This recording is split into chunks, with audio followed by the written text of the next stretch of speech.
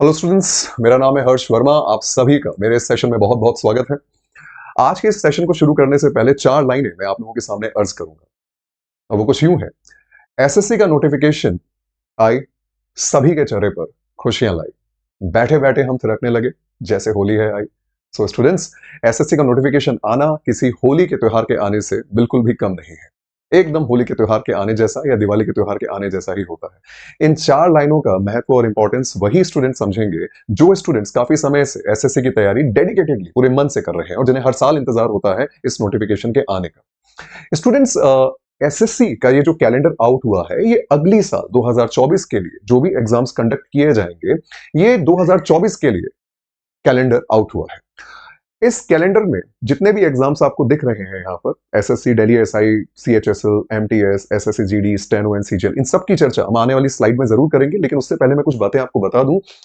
ये जो एसएससी का कैलेंडर आउट हुआ है, ये उन सभी स्टूडेंट्स के लिए तो है ही जो ग्रेजुएट हैं, साथ ही साथ उन स्टूडेंट्स के लिए भी है जो अपना 10th पास कर चुके हैं, जो 12th पास कर चुके हैं और जो 18 साल के हो चुके हैं। तो अगर आप 18 साल के हो चुके हैं और 10th और 12th आप पास कर चुके हैं, तो इवन 10th और 12th के स्टूडेंट्स के लिए भी ये एग्जाम्स हैं। इनमें से कुछ एग्जाम्स 10th के स्टूडेंट्स भी और 12th पास स्टूडेंट्स भी दे सकते हैं। अब बात आती है स्टूडेंट्स की, उन स्टूडेंट्स का क्या जो जानते ही नहीं है कि एसएससी क्या होता है, एसएससी के सारे एग्जाम्स क्यों कंडक्ट कराए जाते हैं। तो मैं एक छोटी सी बात उन स्टूडेंट्स के लिए कहूंगा। स्टूडेंट्स, एसएससी का मतलब होता है स्टाफ सिलेक्शन कमीशन। ये एक गवर्नमेंट एजेंसी है जिसका काम होता है एग्जाम्स लेकर के जितने भी खाली पद अलग अलग डिपार्टमेंट्स में, मिनिस्ट्रीज में है, उन सभी पदों को भरना। और ये जो सारे एग्जाम्स अगली साल होंगे, इसी के लिए एसएससी ने नोटिफिकेशन रिलीज किया है।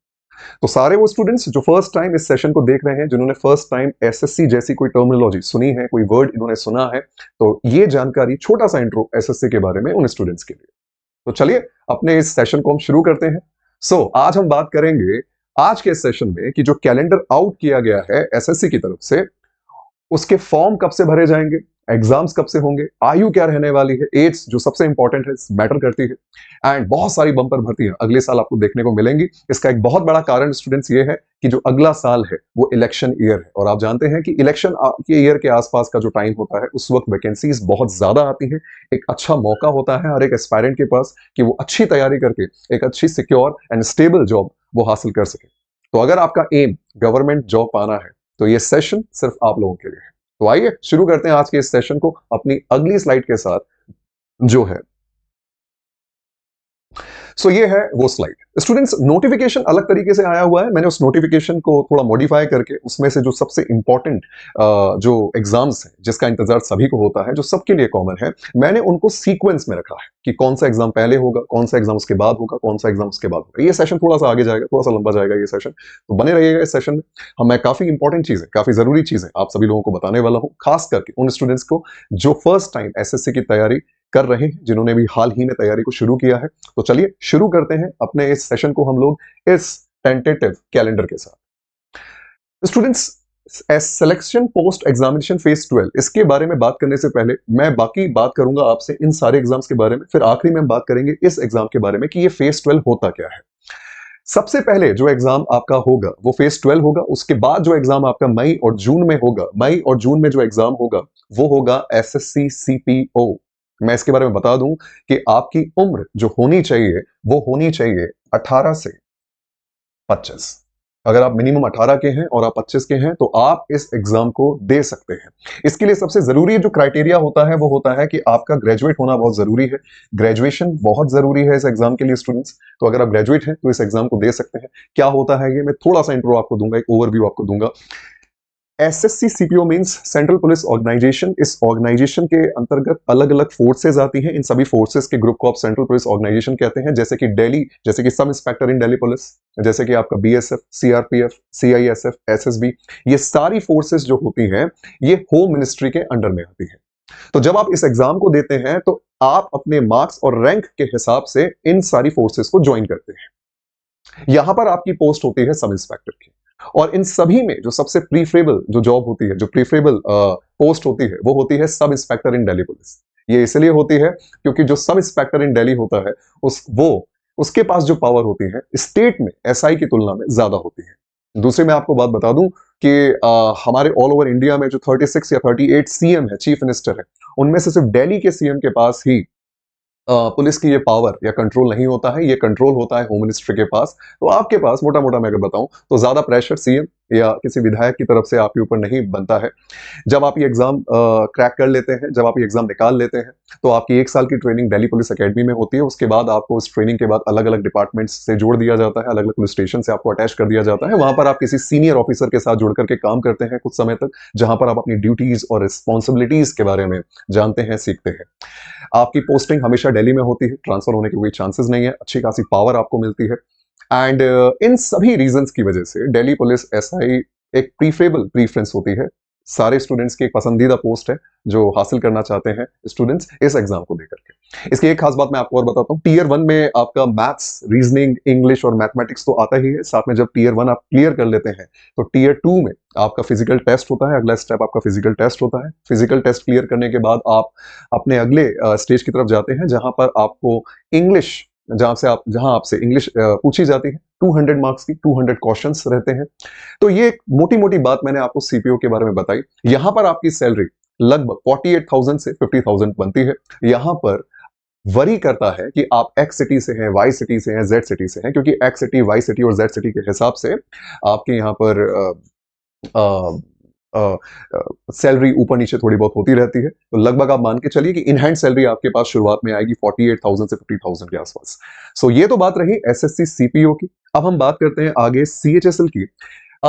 स्टूडेंट्स, सीएचएसएल की जो आपका एज क्राइटेरिया होता है, सबसे पहले मैं आपको बता दूं कि इसके लिए आपका 12th पास होना जरूरी है। अगर आप 12th पास हैं तो आप इस एग्जाम को दे सकते हैं। दूसरा, आपकी मिनिमम एज 18 होना जरूरी है और मैक्सिमम आपकी जो उम्र होती है वो इसके लिए 27 रखी गई है। यहां मैं एक चीज और जोड़ना चाहूंगा स्टूडेंट्स कि जो 25 है ये अंडर रिजर्व कैटेगरी में आने वाले लोगों के लिए है, लेकिन ओबीसी के लिए यहाँ पर 3 साल और जुड़ जाते हैं और एससी एसटी की कैटेगरी में आने वाले स्टूडेंट्स के लिए यहाँ 5 साल और जुड़ जाते हैं। यहीं पर सभी जो मैं एज मैक्सिमम जो मैं एज लिखूंगा ये अंडर रिजर्व के लिए होगी। उसके बाद अंडर रिजर्व के बाद ओबीसी के लिए 3 साल आप और जोड़ेंगे और 5 साल का रिलैक्सेशन एससी एसटी को और मिलेगा एज क्राइटेरिया में। सो यहां पर मिनिमम एज होनी चाहिए 18 और मैक्सिमम होनी चाहिए 27। यहां पर आपका 12th पास होना जरूरी है। इसके अंतर्गत आपके पास 3 पोस्ट आती है। पहला, लोअर डिवीजन क्लर्क। दूसरा, जूनियर सेक्रेटरीट असिस्टेंट। तीसरा, डाटा एंट्री ऑपरेटर। तो इन 3 पोस्ट के लिए इस एग्जाम को कंडक्ट कराया जाता है और यहां आपकी लगभग अगर मैं बताऊं आपको तो आपकी सैलरी यहां पर लगभग बनती है 40,000 के आसपास, 38,000, 40,000 के आसपास। अलाउंसेस मिला के, डीआरए मिलाकर के आपकी सैलरी बनती है, in hand salary that is 38 to 40,000। सो ये तो बात रही स्टूडेंट सीएचएसएल की। इसके बाद हम बात करेंगे एसएससी एमटीएस के लिए।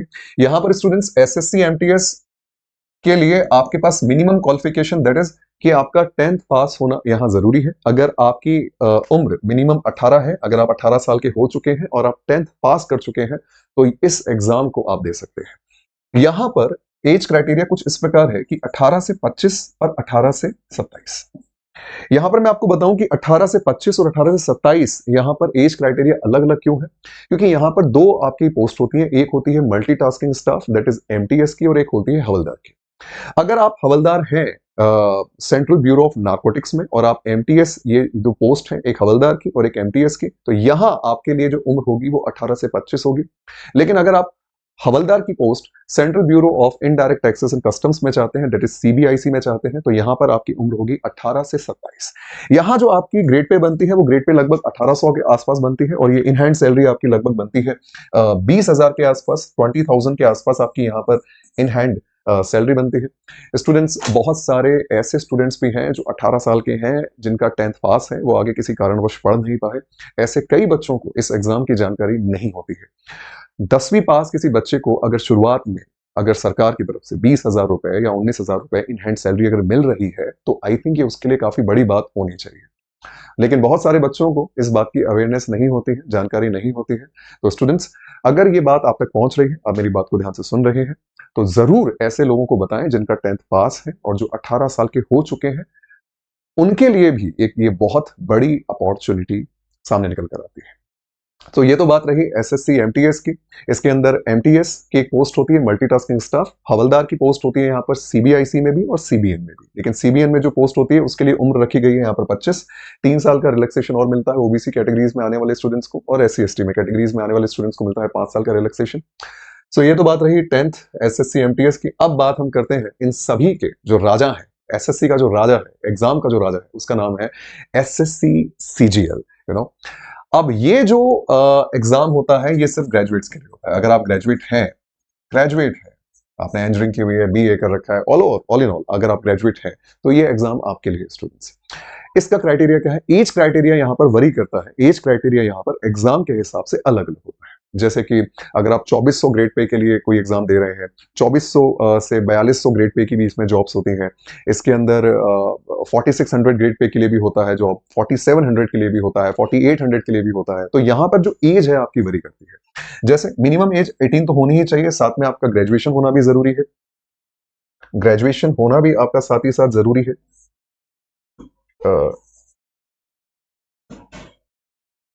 मिनिमम एज आपकी यहाँ होनी चाहिए 18। यहाँ पर अलग अलग पोस्ट के हिसाब से वरी करेंगी चीजें, एज वरी करेगा। जैसे 18 से 27 है, 18 से 30 है, 18 से 32 भी हो सकता है, एंड 20 साल से लेकर के 30 साल तक के लिए भी आप दे सकते हैं। तो यहाँ पर मिनिमम एज आपकी 18 होनी चाहिए।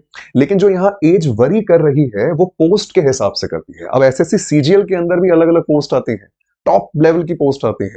जैसे कि इनकम टैक्स ऑफिसर, जो सबसे ज्यादा बच्चे चाहते हैं, फेवरेबल प्रीफरेंस, मतलब सबसे ज्यादा प्रीफरेंस जिसको दिया जाता है वो इनकम टैक्स ऑफिसर है। इसके बाद में कुछ और आपको पोस्ट के नाम बताऊंगा, that is preventive officer, examiner, और एक मैं आपको पोस्ट बताता हूं assistant audit officer. Assistant audit officer की पोस्ट भी होती है। अगर आप ये पोस्ट हासिल कर लेते हैं तो यकीन मानिए आप एक गैजेटेड ऑफिसर बनते हैं। ये मात्र एक ऐसी पोस्ट है जहां से आप एक गैजेटेड ऑफिसर बनते हैं। फिर उसके बाद एक पोस्ट आती है असिस्टेंट सेक्शन ऑफिसर की इन ministry of external affairs. Ministry of external affairs के अंदर जो असिस्टेंट सेक्शन ऑफिसर जब आप बनते हैं तो आपको विदेश जाने का मौका मिलता है। स्टूडेंट्स, सही सुना आपने, आपको विदेश जाने का मौका इस पोस्ट असिस्टेंट सेक्शन ऑफिसर से मिलता है। आपको एक अच्छी खासी रैंक हासिल करनी होती है इसके अंदर। एक और पोस्ट होती है that is assistant section officer in CSS. इसके बाद एग्जामिनर की पोस्ट होती है, और भी ऐसी कई एक्साइज इंस्पेक्टर की पोस्ट होती है। तो आप ये मानिए कि काफी अच्छे लेवल की पोस्ट आपको मिल सकती है इस एग्जाम को देने के बाद। तो लेकिन यहाँ पर एज क्राइटेरिया का आपको ध्यान रखना है। दूसरा, आपका ग्रेजुएशन होना बहुत जरूरी है। इन सभी का राजा होता है एसएससी सीजीएल। इसके बाद हम बात करते हैं दैट इज एसएससी स्टेनोग्राफर के लिए। एसएससी स्टेनोग्राफर के लिए मैं आपको बता दूं स्टूडेंट्स कि यहाँ पर आपका 12th पास होना जरूरी है। मिनिमम एज आपकी 18 होनी चाहिए। इसके बाद 18 से 30 तक अगर आप हैं, मिनिमम एज 18 और मैक्सिमम 30, इस एज क्राइटेरिया में अगर आप आते हैं तो आप ग्रेड सी का एग्जाम देते हैं। ग्रेड सी और ग्रेड डी दो पोस्ट के लिए यहां पर एसएससी स्टेनो एग्जाम कंडक्ट कराया जाता है। ग्रेड डी के लिए ये उम्र होती है 18 से 27 साल। ग्रेड डी के लिए उम्र बनेगी आपकी 18 से 27 साल। तो यहाँ दो पोस्ट होती है, ग्रेड सी लेवल और grade D level. Grade C के लिए आपकी उम्र होनी चाहिए 18 to 30 और ग्रेड डी के लिए आपकी उम्र होनी चाहिए 18 से 27। और सबसे अच्छी बात यह है स्टूडेंट्स कि यहाँ पर जो मिनिमम क्वालिफिकेशन है वो है सिर्फ 12th पास। इसके बाद हम बात करते हैं एसएससी जीडी की। यहाँ पर आपका 12th पास होना जरूरी है। मिनिमम क्वालिफिकेशन 12th पास होना जरूरी है। और उसके बाद यहाँ पर आपकी जो उम्र होगी मिनिमम 18 और मैक्सिमम 23। 3 साल इसमें और जोड़ लीजिए ओबीसी के लिए, 3 साल का रिलैक्सेशन, एससी एसटी के लिए 5 साल का रिलैक्सेशन। स्टूडेंट्स, ये मैं आपको और बताता हूं इसके बारे में कि सेंट्रल पुलिस ऑर्गेनाइजेशन जिसके अंदर ये सब फोर्सेस आती हैं, BSF, CISF, SIN, Delhi police, SSB, CRPF, इन सभी के अंदर अगर आप एसआई बनना चाहते हैं तो आप एसएससी सीपीओ दीजिए। और इन सभी के अंदर अगर आप कांस्टेबल बनना चाहते हैं तो उसके लिए आपको एग्जाम देना होता है एसएससी जीडी का। तो जीडी का एग्जाम देकर के आप कांस्टेबल बनते हैं। फिर धीरे धीरे जब आप कांस्टेबल बन जाते हैं या आपकी नौकरी लग जाती है, आप पोस्टेड हो जाते हैं, इसके बाद फिर आप धीरे धीरे प्रमोट होते चले जाते हैं। प्रमोट जैसे कांस्टेबल बनते हैं, इसके बाद आप सीनियर कांस्टेबल बनते हैं, इसके बाद आप हेड कांस्टेबल बनते हैं। तो ये प्रमोशन धीरे धीरे होता चला जाता है और इस प्रमोशन के साथ ही साथ आपकी सैलरी भी आगे बढ़ती चली जाती है। तो मैं इसके लिए आपकी सैलरी आपको बता देता हूं। इन हैंड सैलरी लगभग आपकी 25,000 के आसपास बनती है। 25,000 के आसपास आपकी सैलरी बनती है। ग्रेड सी के लिए शायद मैंने आपको सैलरी नहीं बताई, इसके लिए सैलरी आपकी बनती है लगभग 50,000 के आसपास, और यहां आपकी ग्रेड डी के लिए सैलरी बनती है 40,000 के आसपास। सैलरी जानना इसलिए भी जरूरी है क्योंकि इसी से स्टूडेंट्स हमें मोटिवेशन आता है। अब हम इसके बाद आपको बताते हैं कि यहां पर हम बात करेंगे स्टूडेंट्स सीपीओ, सीएचएसएल, एमटीएस, इन सब के बाद अब नंबर आता है सिलेक्शन पोस्ट एग्जामिनेशन फेज 12 का। स्टूडेंट्स ये क्या होता है मैं आपको बताता हूं। होता क्या है स्टूडेंट्स कि ये जब सारे एग्जाम्स हो जाते हैं ना, फिर भी डिपार्टमेंट्स में कुछ छोटी मोटी पोस्ट आपकी रह जाती है। अब होता क्या है, जब ये सारी पोस्ट रह जाती है तो इन पोस्ट पर भी भर्तियां जरूरी हो जाती है। अब इन पोस्ट पर भर्तियों के लिए इन सारे एग्जाम्स को दोबारा तो कंडक्ट कराया नहीं जा सकता है, तो फिर ऐसे में एसएससी पोस्ट एग्जामिनेशन फेज, ये जो सिलेक्शन पोस्ट फेज है, इन एग्जाम्स को कंडक्ट कराया जाता है। ये 12th फेज है। मे भी शायद इसकी शुरुआत, जहां तक मैं समझता हूं, इसकी शुरुआत फेज 6 के आसपास से हुई थी। Selection post phase 6, selection post phase 7, selection post phase 8, ऐसे करते करते करते हम सिलेक्शन पोस्ट 12 2024 तक अब आ चुके हैं। तो 2024 में ये सिलेक्शन पोस्ट फेज 12 भी होगा। अब इसके अंदर कौन कौन से स्टूडेंट्स अप्लाई कर सकते हैं? जो 10th पास कर चुके हैं, जो 12th पास कर चुके हैं, और साथ ही साथ ऐसे स्टूडेंट्स जो ग्रेजुएट हैं। सभी स्टूडेंट्स के लिए इनमें वैकेंसीज होती हैं। तो जब सभी स्टूडेंट्स के लिए वैकेंसीज होती हैं तो फिर एज क्राइटेरिया वही रहने वाला है, मिनिमम आपकी एज 18 होना जरूरी है, तभी आप इस सिलेक्शन पोस्ट फेज के लिए एग्जाम दे सकते हैं। सो स्टूडेंट्स, जरूर से इसका एक स्क्रीनशॉट आप जरूर से ले लेंगे, इसका स्क्रीनशॉट जरूर से ले लेंगे, ताकि कभी भी आपको बार बार वीडियो देखने की जरूरत ना पड़े। मैं एक चीज आपको और कहूंगा कि इन सभी पोस्ट के लिए जो सिलेबस होता है लगभग लगभग वो कॉमन होता है। टीयर 1 एग्जाम जब होता है तो टीयर 1 एग्जाम में आपसे मैथमेटिक्स, आपसे रीजनिंग, आपसे जीएस, आपसे इंग्लिश, और कुछ एग्जाम्स में कंप्यूटर भी पूछा जा सकता है, पूछा जाता है। तो ये 4 चीजें आपको मोटे तौर पर पढ़नी होती है, ये सभी एग्जाम्स के लिए कॉमन है। इसके बाद जैसे जैसे हम टीयर 2 की बात करते हैं तो टीयर 2 में कहीं कहीं जगह क्राइटेरिया बदल जाता है। इनमें से कुछ एग्जाम्स ऐसे हैं जिसके अंदर सिर्फ और सिर्फ आपका सिलेक्शन जीएस या इंग्लिश के बेसिस पर होगा, मैथ्स का कोई रोल वहां नहीं है। जैसे मैं आपको बताऊं, स्टेनोग्राफर के अंदर जो एग्जाम होता है, आपका टाइपिंग टेस्ट होता है, उससे पहले जो एग्जाम होता है उसमें सिर्फ और सिर्फ इंग्लिश आती है, मैथ्स नहीं आती है। ऐसे ही सीपीओ के अंदर टीयर 1 में तो मैथ्स आती है, लेकिन फिजिकल टेस्ट क्लियर कर लेने के बाद जब आप मेंस के लिए क्वालिफाई करते हैं तो उसमें सिर्फ और सिर्फ इंग्लिश आती है। तो कुल मिलाकर के मैं एक चीज आप सभी लोगों से ये कहना चाहूंगा कि एसएससी का नोटिफिकेशन इस जब भी आता है तो ये सभी स्टूडेंट्स के लिए होता है, पर्टिकुलर किसी एक कैटेगरी के स्टूडेंट्स के लिए नहीं होता है। अगर आप 10th पास है, मिनिमम एज 18 है, तो आप भी दे सकते हैं। 12th पास है, मिनिमम एज 18 है, तो दे सकते हैं। ग्रेजुएट हैं और मिनिमम आपकी उम्र 18 है, तो आप दे सकते हैं। साथ ही साथ मैं आपको एक बात और बताऊंगा, ऐसा बहुत कम होता है कि एसएससी कोई भी अगले साल होने वाले एग्जाम्स का कैलेंडर एक साल पहले रिलीज कर दे। 2023 के खत्म होने से पहले पहले ये कैलेंडर रिलीज होना बहुत बड़ी बात है, बहुत बड़ी बात है। और हमें वाकई में अप्रिशिएट करना चाहिए एसएससी को कि उसने इतना जल्दी नोटिफिकेशन दिया। आपका पहला एग्जाम जो सीपीओ का होगा वो मई और जून में होगा। लगभग आपके पास आज नवंबर से आपके पास लगभग लगभग 7 to 8 मंथ्स होंगे। इसके बाद जून जुलाई में आपका सीएचएसएल एग्जाम है। मींस अगर आप आज से ही तैयारी करना शुरू कर देते हैं तो आपके पास एम्पल ऑफ टाइम है, बहुत सारा समय है इन एग्जाम्स की तैयारी करने का। अगर कहीं भी आप कोचिंग ज्वाइन नहीं अभी तक आपने नहीं की है तो ऑनलाइन ऑफलाइन जो भी आप प्रेफर करते हैं वहां आज से ही आप ज्वाइन करें, जल्द से जल्द ज्वाइन करें एंड पढ़ना शुरू कर दीजिए स्टूडेंट्स। इसके बाद बात करते हैं एमटीएस की। ये एग्जाम सीएचएस के ठीक बाद होगा, दैट इज जुलाई इन अगस्त में होगा।